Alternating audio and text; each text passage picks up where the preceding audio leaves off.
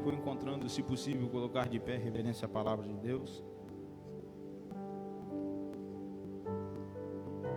Marcos, capítulo 2. Se você não tiver Bíblia, acompanhe aqui no telão. Eu tenho uma palavra de Deus para você esta noite. Marcos, capítulo 2, versículo 1 em diante, está escrito: E alguns dias depois entrou outra vez em Cafarnaum, e soube-se que estava em casa. E logo se ajuntaram tantos que nem ainda nos lugares junto à porta cabiam. E anunciava-lhes a palavra. E vieram ter com ele conduzido um paralítico, trazido por 4. E não podendo aproximar-se dele por causa da multidão, descobriram o telhado onde estava e, fazendo um buraco, baixaram o leito em que jazia o paralítico. E Jesus, vendo a fé deles, disse ao paralítico: Filho, perdoados estão os teus pecados. E estavam ali assentados alguns escribas que arrazoavam em seus corações, dizendo: Por que diz estes assim blasfêmias? Quem pode perdoar pecados senão Deus? E Jesus, conhecendo logo em seu espírito que assim arrazoavam entre si, lhe disse: Por que arrazoais sobre estas coisas em vossos corações? Qual é mais fácil dizer ao paralítico: Estão perdoados os teus pecados? Ou dizer: Levanta-te, toma o teu leito e anda?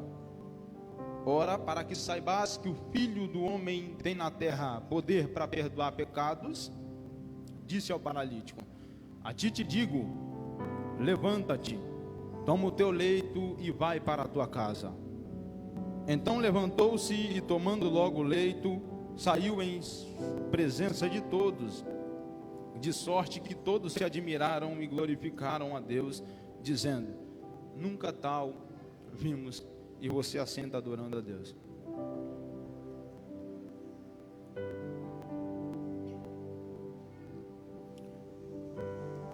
Orando ao Senhor, pedindo uma mensagem para esta noite, já há alguns dias, o Espírito Santo ministrou ao meu coração sobre esse texto. E é tão particular, porque eu vos digo que já foram entoados louvores aqui e falou ao meu coração. Um deles, o penúltimo, falando sobre casa, e o último falando sobre cura. E o Espírito Santo ministrou ao meu coração que realmente era essa mensagem. A mensagem que eu vos trago esta noite é uma mensagem revelada do trono de Deus para a sua vida. A mensagem que o Senhor colocou no meu coração é uma mensagem que eu creio que, se for só por mim, eu já estou impactado com o que o Senhor já falou no meu coração. O livro de Marcos, segundo a história, é escrito por um dos discípulos de Pedro. O livro de Marcos é escrito por alguns dos intérpretes de Pedro. É o livro que vai ser escrito aos cidadãos romanos, diferente de Mateus, que é um livro escrito aos judeus.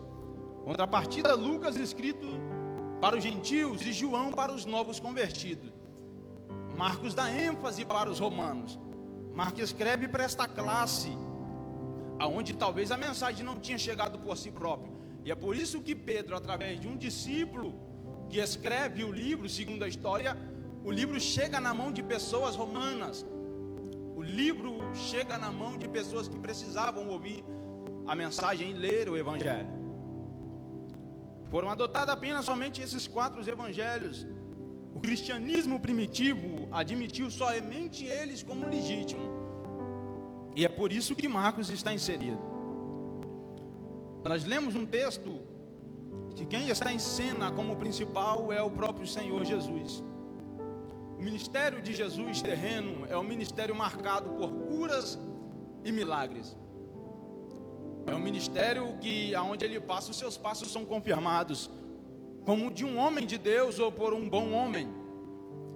É Jesus, o próprio Senhor, que está habitando para com os homens. Ele se fez carne e habitou entre nós.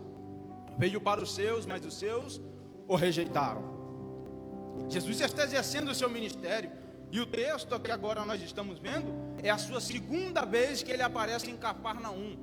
Porque o próprio livro de Marcos, no capítulo 1, no versículo 21, nós vemos o próprio Jesus entrando em Cafarnaum. E em Cafarnaum ele ensinava na sinagoga, à medida que os escribas que ali estavam, as pessoas que ali estavam, não compreendiam e pensavam: como que pode um homem nos ensinar com tanta sabedoria, com tanta ciência? O próprio Jesus estava ensinando. E no meio dessa reunião na sinagoga se manifestou um demônio. Jesus expulsa o demônio. As pessoas se questionam, principalmente os escribas, eles se questionam: como que pode um homem expulsar demônios? Eles ficam irados porque nunca tinha se visto isso antes. Jesus se retira da sinagoga, Jesus passa um tempo fora. De repente, chega um momento que ele volta para Cafarnaum. E quando ele volta para Cafarnaum, a notícia é: Jesus está na cidade. Todos que estavam na sinagoga na sua primeira vez em Cafarnaum, segundo o que a Bíblia diz em Marcos 1, 21, os que estavam na sinagoga presenciaram a expulsão do demônio.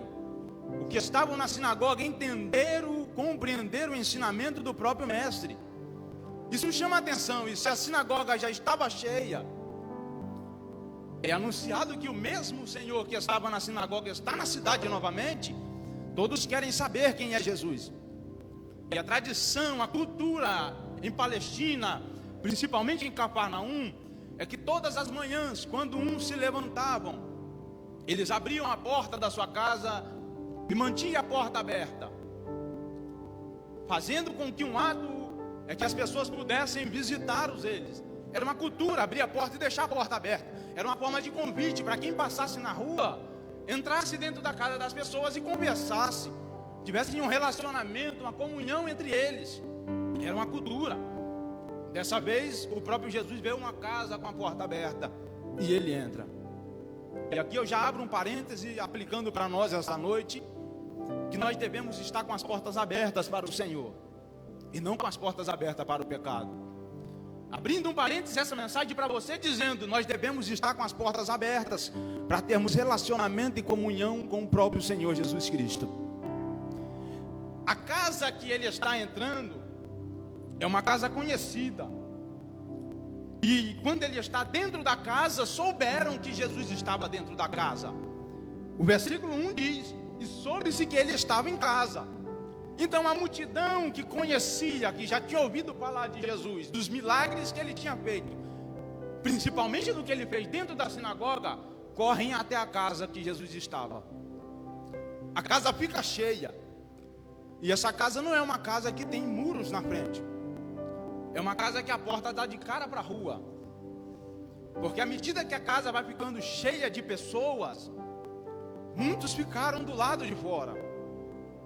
À medida que a casa vai ficando cheia de pessoas, que Jesus está pregando dentro da casa, e aqui eu já tematizo essa mensagem para você: cruzada domiciliar. Jesus está dentro da casa, ministrando dentro da casa.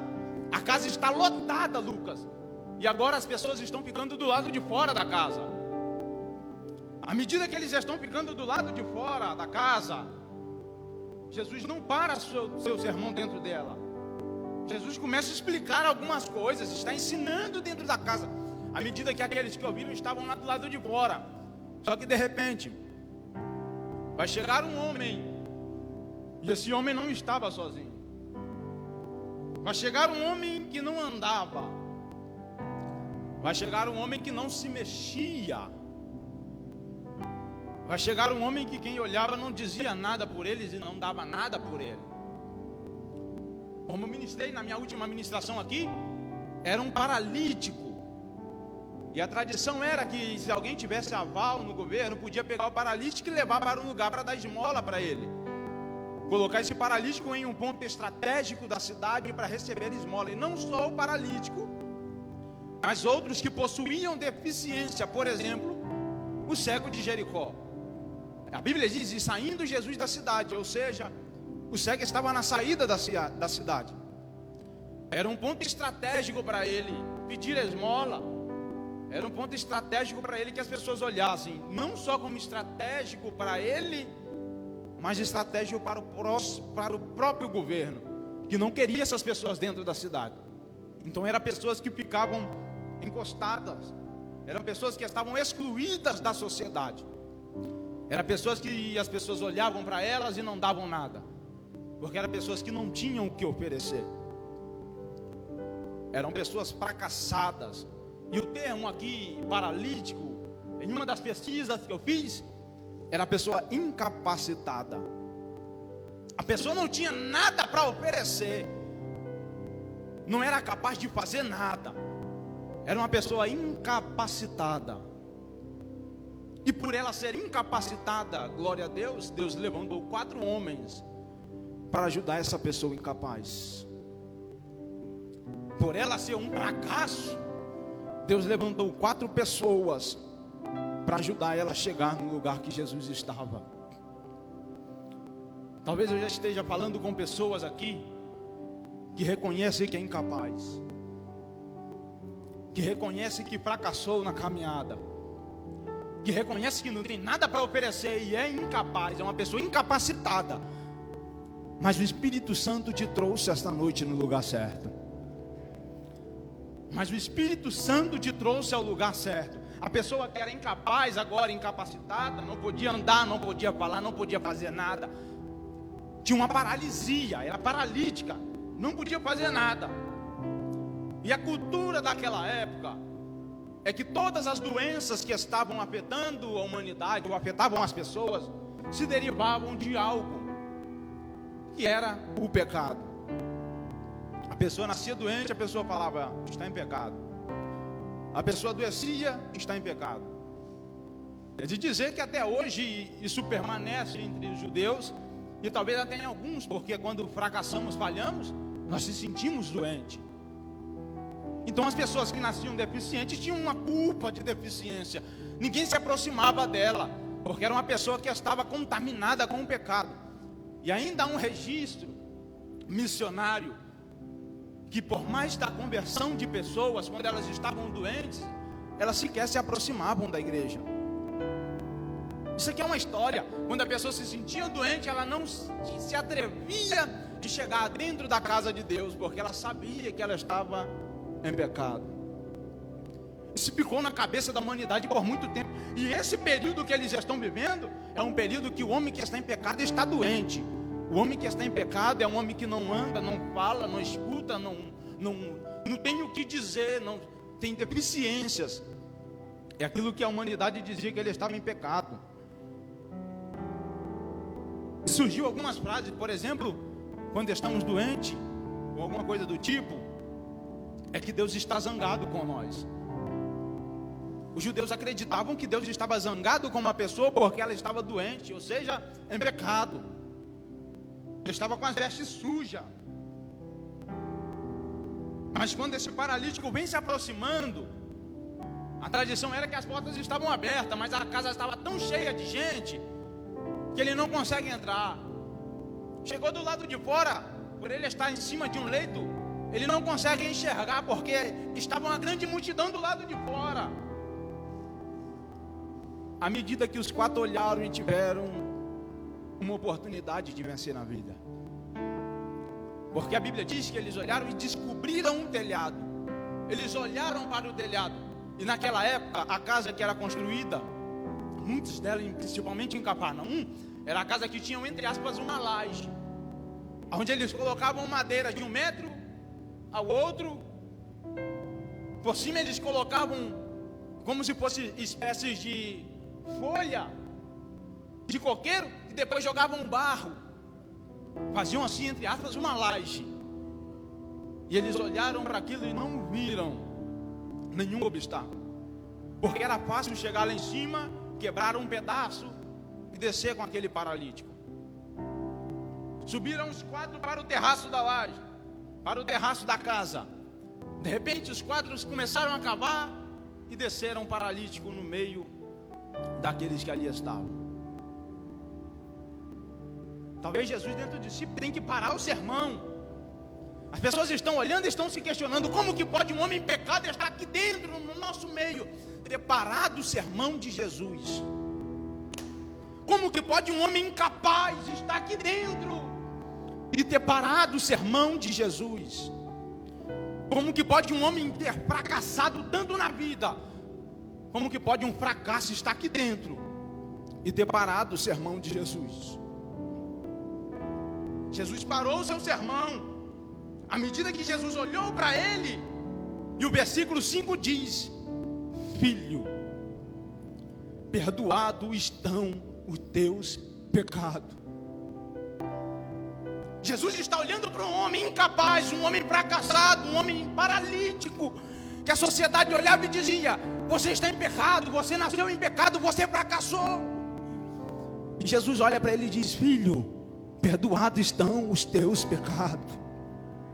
Eu fui a pesquisar, porque a palavra filho no original aqui é como se Jesus estivesse olhando para ele e tratando como uma criança, como um carinho, uma relação íntima formada entre os homens pelo laço de amor, confiança, assim como um pai e um filho.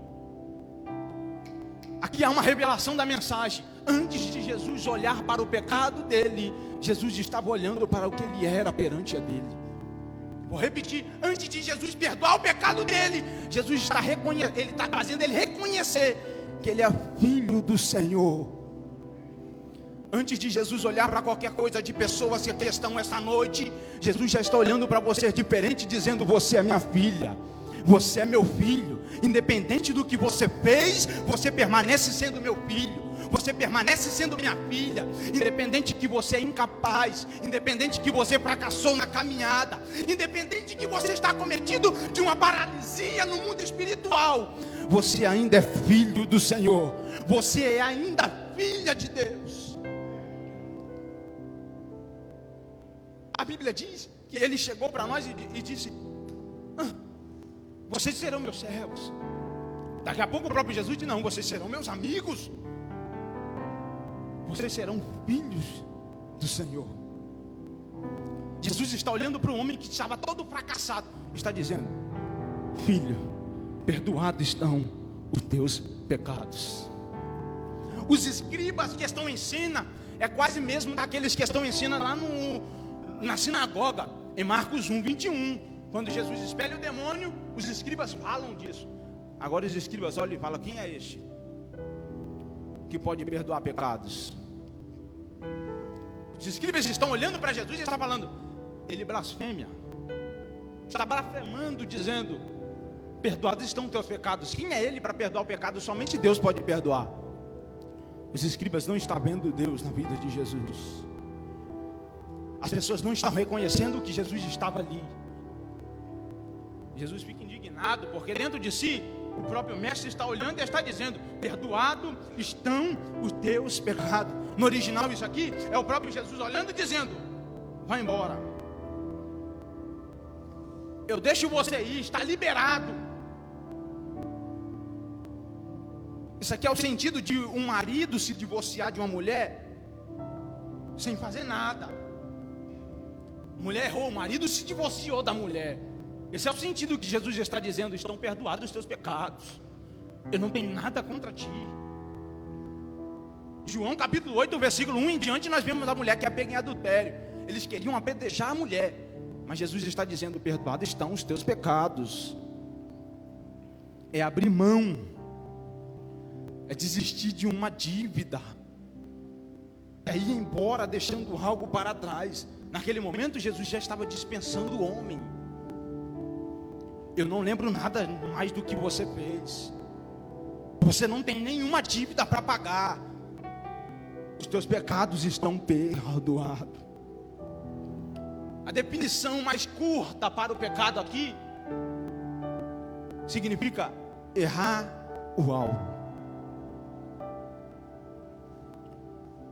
Jesus está olhando, talvez na consciência daquele paralítico, no subconsciente dele, de uma forma psicológica, como um dos heróis de comentários diz assim, William Barclay. Ele conta em um dos seus livros uma história do consciente de uma moça. E todas as vezes ela tocava um piano.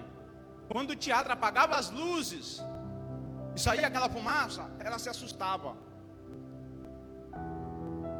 Isso fez voltar ela lá no passado, porque quando ela ainda estava nas suas primeiras semanas de vida, sua mãe chegou perto dela com um cigarro e colocou fogo dentro do seu quarto. E a fumaça subiu. A cena ficou na vida dela, mas ela não sabia o que estava acontecendo. Precisou ser tratada, porque coisas ficam no nosso subconsciente. Errou o alvo. É pessoas que precisam de uma cura. É pessoas que precisam de um perdão.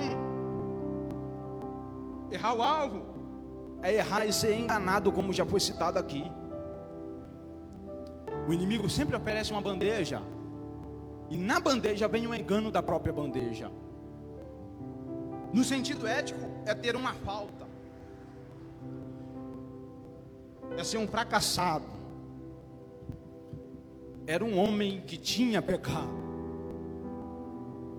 era um homem que tinha errado o alvo, era um homem que tinha uma falta, era um homem que tinha fracassado, mas independente disso, ele foi chamado de filho. Independente disso, ele foi chamado de filho pelo próprio Senhor Jesus. E a Bíblia diz que quando ele diz, perdoados estão teus pecados, os escribas se questionam. De repente o próprio mestre diz, qual é mais fácil eu dizer? Perdoados estão os teus pecados? Ou levanta-te e vai embora? Jesus está mostrando para eles que os pecados devem ser perdoados antes de nós recebermos uma cura. Já fica como uma lição para você essa noite. Antes de nós sermos abençoados por Deus, Deus quer nos perdoar de alguns pecados. Antes de Deus curar o paralítico, Deus precisou curar a vida dele. Antes de Deus curar a paralisia dele, Deus precisou liberar o perdão na vida dele. Nós precisamos dia por dia do perdão de Deus nas nossas vidas. A Bíblia diz que à medida que ele está olhando e está dizendo, Jesus pega para ele e diz, levanta-te, toma o teu leito e vai para a tua casa. Versículo 11, a ti te digo, levanta-te, toma o teu leito e vai para a tua casa. O leito aqui é algo tão pobre, que uma das pesquisas que eu fiz é um tapete, uma maca, não era uma cama, era algo de apenas um curto tempo, era algo que ele devia se deitar por alguns minutos. Só que a paralisia fez com aquilo que era passageiro na vida dele se tornasse longo. Vou repetir. A paralisia fez com aquilo que era simples, um tapete de pobreza, um leito, uma maca, aquilo que era só algo curto, algo, não era nada demorado. Ele se deitava só para descansar. Mas o pecado fez ele ficar em cima daquilo por muitos anos. Eu já estou falando com pessoas que estão passando por uma situação que era algo passageiro. Estão passando por uma situação que é algo por algum tempo, por um período de tempo você iria passar. Mas as coisas fazem com que você fique por mais tempo nessa situação. Você fique por um longo período de tempo por causa do pecado. Era só uma maca, mas ele estava deitado todos os dias por causa do pecado. Era só algo para ter o que carregar, mas ele dormia em cima daquilo por causa do pecado. Era algo passageiro, mas o pecado fez ficar algo longo. Aí a Bíblia diz, pega o seu leito, levanta. Aqui no sentido de levantar, é pegar, é ele se levantar, remover o pecado de si. À medida que o outro significado é despertar. Algo que estava sentado, deitado, de doença ou da morte, é para você despertar, levantar novamente para cima. Isso é tão sério porque, figurativamente dizendo, é sair da inatividade, é sair das ruínas. Pessoas que ficaram na própria ruínas por muito tempo, não sabe por que está com a vida em ruínas, não entende por que está vivendo um lado obscuro da vida. Será algo passageiro, será apenas Deus colocando a prova por um tempo, mas o pecado fez você ficar por muito tempo nessa vida. Na medida que ele está ali e o próprio Senhor está dizendo: levanta, toma o teu leito, que leito aqui não é apenas simplesmente um tapete, mas há outro significado de pesquisa que eu fiz. É como se fosse um colchonete de acampar. Era algo passageiro, era algo só para ele passar e sair. Era algo de acampamento, era uma cama de acampamento. Aí a Bíblia diz: levanta, toma o teu leito e vai para a tua casa.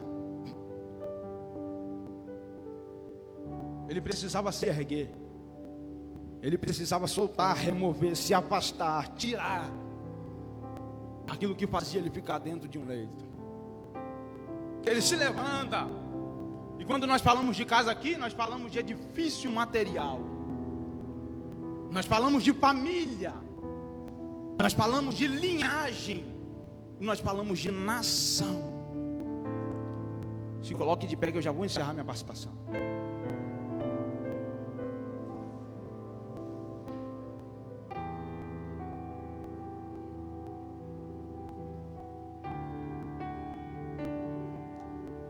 Jesus olhou para um paralítico que nunca tinha visto e chamou de filho.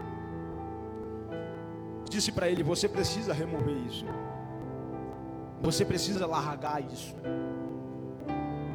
você precisa se erguer novamente, você precisa tirar isso de dentro de você, você precisa soltar isso. Depois que você solta, se levanta, se ergue e vai para a sua casa. Antes disso tudo, Jesus chamou ele de filho. Independente do que tinha acontecido na vida dele, era um filho de Deus. Lucas capítulo 15, o filho pródigo. A Bíblia diz assim: e levantar-me-ei e terei de ir ter com meu pai. Na casa do meu pai há tanta coisa para comer, e eu estou aqui passando fome. Levantar-me-ei e terei de ir ter com meu pai. Ele reconhece que ele tem um pai. E se nós fôssemos seguir a lógica de Lucas 15, ele pegou a herança do pai dele, se afastou de casa. Antes do pai morrer, ele não tem direito, até o sobrenome devia ser arriscado. Mas ele lembrou que ele tem um pai. E dentro da casa dele, o pai lembrou que tinha um filho. E para você ter ideia, a palavra pródigo significa incapaz. Era um filho incapaz das coisas. Ele precisou sair de casa, precisou gastar tudo o que tinha. E quando ele volta, o pai corre ao abraço dele. Detalhe: o filho está se aproximando e o pai reconhece que ele é filho. E o pai corre ao abraço dele, porque todos que estavam naquela casa podiam olhar para o filho e apedrejar.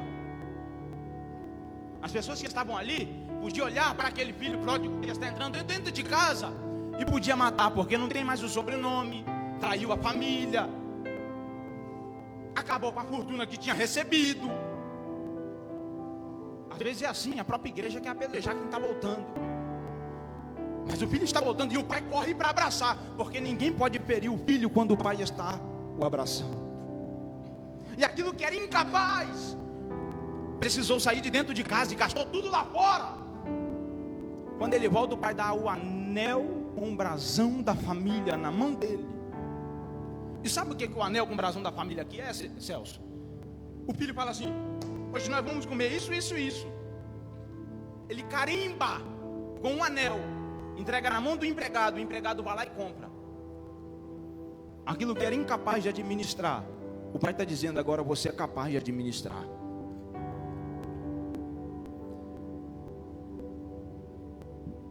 o Senhor trouxe você esta noite aqui para te dizer: independente de tudo, você é ainda um filho. Independente de tudo, você ainda é uma filha.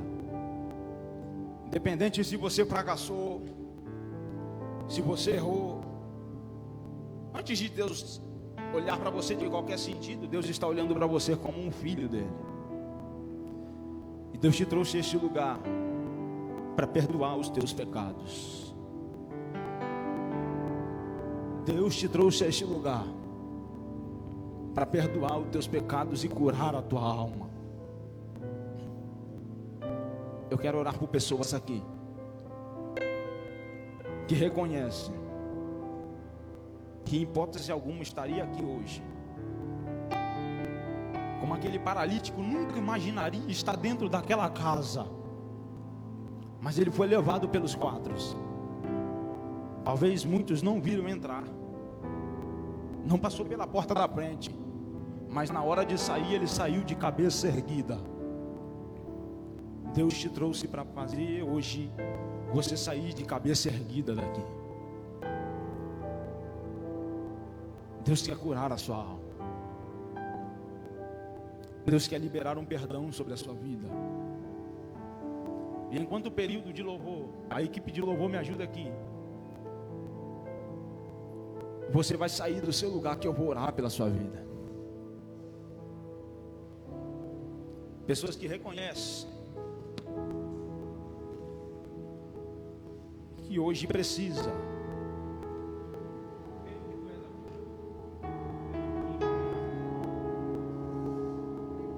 reconhece que hoje precisa de uma cura do Senhor.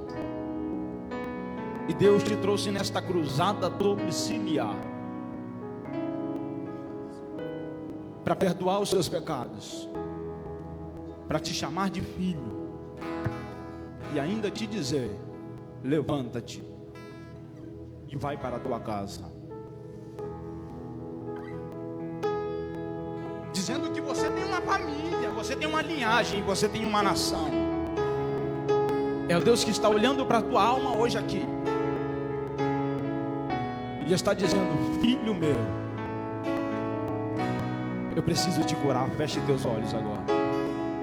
E se você hoje quer receber oração por causa disso, eu te convido a vir aqui à frente. Você que reconhece que precisa de uma cura interior, é por você que eu quero orar.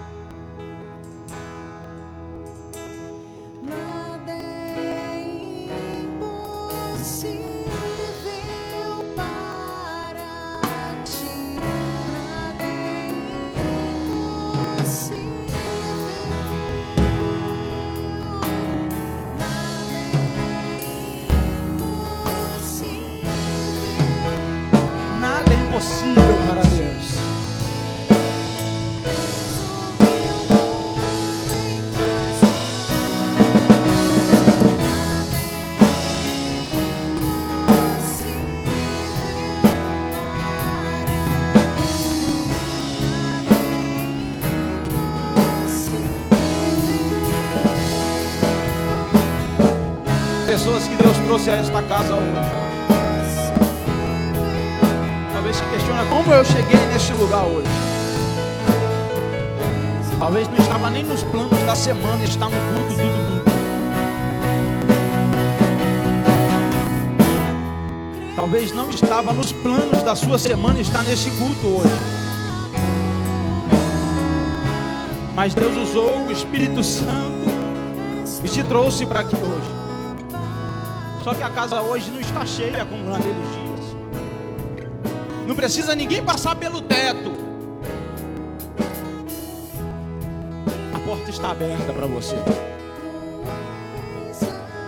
Que reconhece que precisa largar o leito, que precisa soltar o leito, que precisa largar esse lugar de acampamento, e reconhece que precisa do perdão de Deus para ser curado esta noite. É por você que eu quero orar, que Deus já te chamou de filho neste lugar. Que Deus já te chamou de filha neste lugar.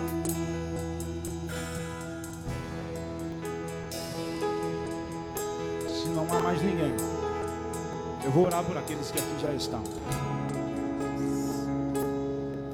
A igreja estende a mão para cá.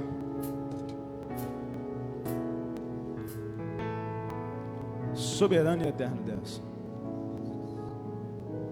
Pessoas que ouviram a tua voz aqui hoje. Pessoas que reconhecem que o Senhor estava na casa. Reconhecem que o Senhor está em nosso meio.